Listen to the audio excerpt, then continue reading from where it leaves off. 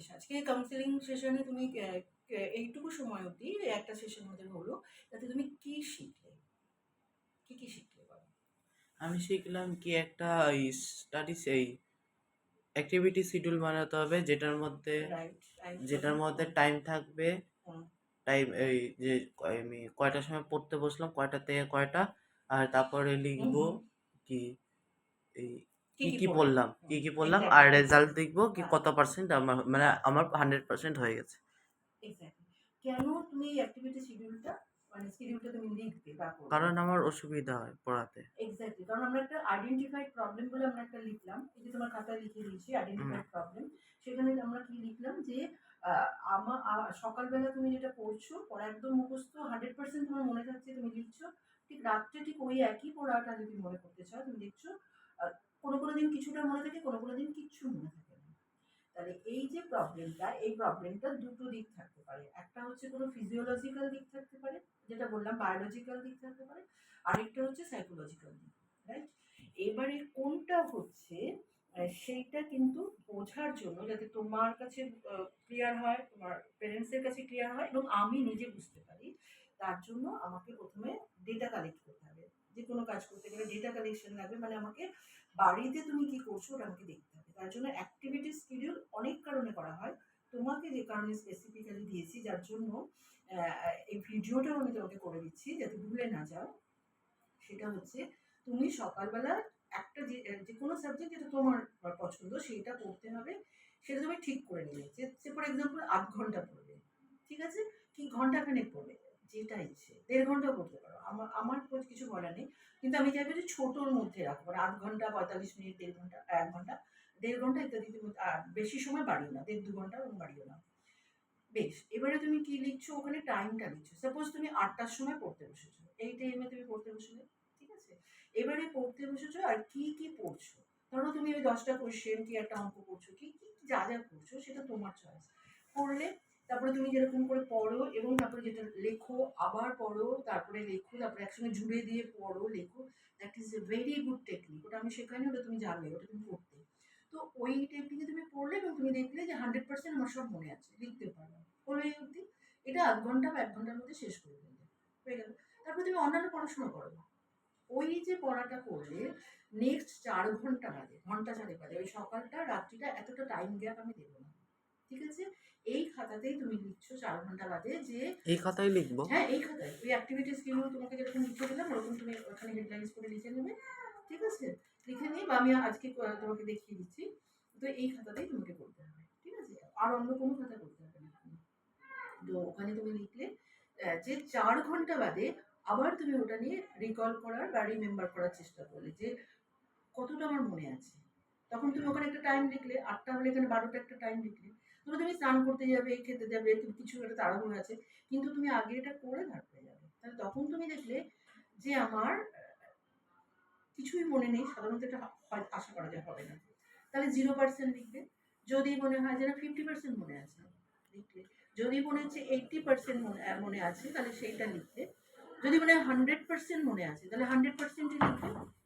৪ ঘন্টা, আবার ৪ ঘন্টা বাদে ওটা লিখবে। যদি যেটা করতে গিয়ে তোমার যদি মনে হয় যে না আমি একটুখানি এই জায়গাটা ভুলে গেছি, তাহলে 80% শেষের জন্য তাহলে ওই জায়গাটা আবার করে নিচ্ছ। তাহলে আবার আবার করছো, এরকম দিনে ৪ বার অন্তত তুমি করতে পারবে। নেক্সট সেশনে আসা পর্যন্ত অ্যাক্টিভিটি শিডিউল করছো, অ্যাক্টিভিটি শিডিউলটা দিচ্ছ এই কারণে তোমার স্টাডি রিলেটেড প্রবলেমের অনেকগুলো আইডেন্টিফাইড হয়েছে। আজকে আমরা একটা নিয়ে কাজ করছি, সেই একটা হচ্ছে যে আমার ফরগেটফুলনেসের একটা প্রবলেম হচ্ছে, সকালে পড়ছি রাতে ভুলে যাচ্ছি, মানে যেটা পড়েছি সেটা ভুলে যাচ্ছি। তো সেটা কতক্ষণ তুমি মনে রাখতে পারছো, এই ডেটাটা থেকে আমরা বুঝতে পেরে যাবো। ৪ ঘন্টা বাদে বাদে কিন্তু মনে রাখতে পারছো, কিন্তু ওটা ৬ ঘন্টা বাদে হলে আর মনে রাখতে পারছো না। দেখা যাক, আজকে তোমার অত ডিটেলস কিছু ভাবার দরকার নেই, যেটুকু বলবো সেটুকুই তোমাকে কিন্তু করতে হবে সিনসিয়ারলি। আমি প্রথমেই বলে দিয়েছি। তারপরে কি শিখবে, এই পার্টটা বুঝতে পেরেছো কেন হ্যাঁ, অ্যাক্টিভিটি শিডিউল করবে? বেশ, তারপর তারপরে এই মনে ৩টে ভাগ আছে, মানে হুম ৩টে বেস্ট ফ্রেন্ড। একটা হইলো হুম তো প্রথম কি শিখলে? ওই ইচ্ছা শক্তি যে হ্যাঁ, মানে মনটা কি? তুমি যেহেতু রামকৃষ্ণ মিশন, ওই জন্য তোমার ইচ্ছে শক্তির ব্যাপারটা আসছে। Definitely that is nothing but hour thoughts. তাই তো? ভাবনা চিন্তা এগুলো দিয়েই তো সব বের হয়। আমাদের কি ইচ্ছা, কি অনিচ্ছা, কি ভালো লাগা, কি মন্দ লাগা সবই ভেবে। তো প্রথম তুমি আজকে শিখেছো মন কি জিনিস। এবারে মন বলতে অনেক কিছু বোঝায়। আমি ওই জন্য বললাম একটা বায়োলজিক্যাল ফর্মুলাকে আমরা ধরে নেব। ডেফিনিশনটাকে ধরে নিয়ে কিছুটা শিখি, তারপরে তুমি অনেক কিছু জানবে, অনেক কিছু শিখবে। বা গুগল বা এআই করলে তুমি অনেক কিছু পাবে। ইউটিউব দেখো, যাই কিছু করো। বই পড়ো, বই পড়লে পাবে। তো হচ্ছে যে তুমি কি জানলে সেখানে mind is nothing but the activity or function of our brain. Very good brain. আমাদের ব্রেন অ্যাক্টিভিটি করে, যা যা দেয় সেটাই আমাদের মন। কি দেয় ব্রেন অ্যাক্টিভিটি করে? থটস দিচ্ছে, তুমি নিজেই বলেছো কিন্তু ফিলিংসের কথা। ফিলিংস দিচ্ছে, এই থট ফিলিংস মিলে কি দিচ্ছে? বিহেভিয়ার। ভেরি গুড বিহেভিয়ার দিচ্ছে। তারপরে তুমি যেটা বলছিলে আরেকটা লিখেছি যে এগুলো কিন্তু পড়বে বাড়িতে, এই জন্য আমি লিখিয়ে লিখিয়ে দিচ্ছি। তারপরে তুমি দেখলে যে mind is flow of thoughts and emotions বা ফিলিংস, লিখেছো? মাইন্ডকে আবার কিন্তু তিনটে ভাগে আমরা ভাগ করি বোঝার সুবিধার জন্য। থট, এবং ফিলিং, বিহেভিয়ার। না বাবা, ওটার আগে যেটা বলছি, মাইন্ড ইজ কনসিয়াস মাইন্ড বললাম, সাবকনসিয়াস মাইন্ড, আনকনসিয়াস মাইন্ড, এটা ফ্রয়েডও বলেছেন, রাইট? তো এইভাবে আমরা মাইন্ডকে দেখবো। পরে যাচ্ছি সাবকনসিয়াস মাইন্ড, মানে এই যে তুমি এখন সজাগ হয়ে যা যা কিছু করছো, জেগে যা যা কিছু করছো, দ্যাট ইজ কনসিয়াস মাইন্ড। আচ্ছা, পরে আমি আসবো সাবকনসিয়াস আনকনসিয়াস। এবারে আমি বললাম খুব সহজে তুমি এটা বুঝতে পারবে, বোঝার কোনো প্রবলেম হচ্ছে সেটা হচ্ছে যে আমাদের ব্রেন অ্যাক্টিভিটি করে বা মন আমাদের তিনটে জিনিস নিয়ে তৈরি, থট ফিলিংস বিহেভিয়ার। এবং আরেকটা কি কথা বলেছি বলো? প্রত্যেকেই ইনফ্লুয়েন্স করে। আমি যেমন চিন্তা ভাবনা করবো সেটা যদি পজিটিভ হয়, আমার বিহেভিয়ার কি হবে? পজিটিভ। পজিটিভ হবে। যদি এটা নেগেটিভ হয় তাহলে বিহেভিয়ারও কি হয়ে যাবে? নেগেটিভ। ইমোশনে কি হয়ে যাবে? বা নেগেটিভ। নেগেটিভ। এটা তোমাকে আমি বোঝালাম যে একটা সিচুয়েশন যে তুমি পড়তে বসবে, তখন তোমার মনে হচ্ছে ধর পড়তে বসবো, ভালো লাগছে না, রাইট? তার মানে তোমার প্রথম এটাকে নেগেটিভ হয়ে গেল, থট। তাহলে কি আর পড়াটা করতে ভালো লাগবে? যেটা বলছিলে 1 ঘন্টা ধরে পড়ে যাচ্ছি কিন্তু আমার মাথায় কিছু থাকছে না, তাহলে এইখানটায় কি সমস্যা হচ্ছে? তোমাকে এটা অ্যালার্ট নিজে নিজে করতে হবে। তাহলে এই জন্য এই ডায়াগ্রামটা শিখিয়েছি। তাহলে তুমি যদি প্রথমেই ভাবো বা পড়তে বসবো, I am very interested in study, যেটা পড়ছো ওটাকে ভীষণ ভালোবাসো, ওটাকে নিয়ে যদি তুমি চলো যে হ্যাঁ এটা দারুণ ভালো লাগে, 1 ঘন্টার মধ্যে আমি পড়াটা কমপ্লিট করবো, তুমি দেখো তখন যেই পজিটিভ হলো সব কটা পজিটিভ হলো। ইভেন আমি বললাম এমন কোনো সাবজেক্টও থাকতে পারে যেটা আমার একদম ভালো লাগে না, সেটা কিন্তু তোমাকে তো আইসিএসসি বা মাধ্যমিক অবধি তো তোমাকে যেতে হবে ওটা নিয়ে, তাই তো? তো তাহলে তুমি যখন কি করছো, তুমি ভাবছো যে এটার কি কি পজিটিভ দিক আছে। ঠিক রাগ হয়ে গেল ভাববে, আচ্ছা মার কথাটাকে আমি এইভাবে রেগে গেলাম, যদি এইভাবে আমি যদি না ভেবে অন্যভাবে ভাবি তাহলে তো আমার রাগটা নাও হতে পারে। তার মানে আমি কিভাবে যে কাজটা করবো সে কাজটা আগে থেকে ভাবছি, তার উপর নির্ভর করবে আমার আউট ফিলিংস আর বিহেভিয়ার। Feelings and behaviour. তার মানে আমার পড়াটা মনে থাকবে কি না, পড়াটা মানে কি বলবো ওটাকে, আমি 100% করতে পারবো কিনা।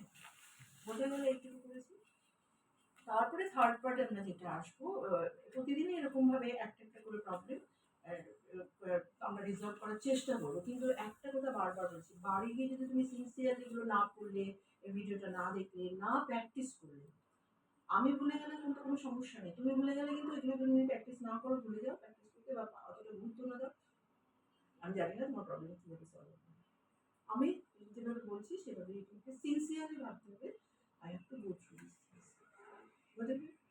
আরেকটা হচ্ছে যে ওইগুলো ফিজিক্যাল, আমাদের কিছু কিছু প্রাণায়াম বলো বা মেডিটেশন, প্রাণায়াম বা যোগা, এগুলো তো আমি যোগা থেরাপিস্ট না, ওটার মধ্যে আমি যাবো না, কিন্তু আমি যতটুকু দরকার তোমার কনসেন্ট্রেশন বাড়ানোর জন্য বা স্টাডি রিলেটেড প্রবলেম থেকে বেরিয়ে আসার জন্য, অ্যান্ড মানে মেডিটেশন, ব্রিদিং এক্সারসাইজ, এইগুলো আমি তোমাকে শেখাবো। বিকজ আমি যদি এগুলো শিখলে আমার কি হচ্ছে কনসেন্ট্রেশন লেভেল বাড়তে সাহায্য করে, ব্রেইন অ্যাক্টিভিটি স্বাভাবিক বা নর্মাল হতে সাহায্য করে। ঠিক আছে? তাহলে এই অবধি বোঝা গেল তো? তাহলে ভিডিওটাও কিন্তু অনেক ভালো।